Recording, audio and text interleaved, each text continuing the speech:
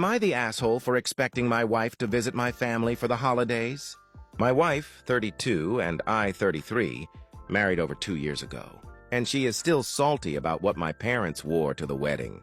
My dad wore jeans with a blazer, and my mom wore a Patagonia-like vest under a silk shirt that was clearly visible and Crocs. I understand that was definitely not wedding-appropriate attire, and I did tell them what to wear, however, having dealt with them my entire life. I cannot say I'm surprised.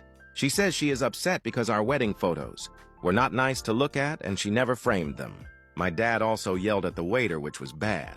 Yes, but she didn't know until after the wedding, and my sister managed to get him under control, so it didn't impact the wedding. We fought about this a few days at the end of the wedding, but it died down and we stopped discussing it, partly because my parents live 7 hours away, so she never interacted with them after the wedding. She told me then she wasn't visiting my family, and I took it to mean that year, which was fine as the memory was too fresh, but she actually meant never. We had our son 8 months ago, and she refuses to come to see my parents for the holidays. I would understand if it was that she wasn't feeling well, but she is feeling amazing because she hiked for hours the previous weekend and wants to go skiing again this season. She basically just doesn't want to interact with my family. My parents are not easy to deal with.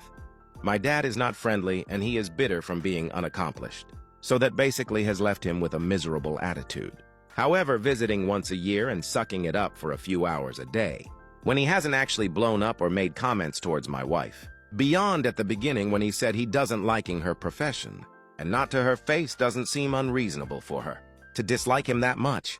But she refuses, and traveling with an 8-month-old is incredibly difficult. She is still breastfeeding him, but has some frozen milk built up and thinks I should accept her not wanting to visit my parents by either bringing the frozen milk to feed him for a few days, or I go alone.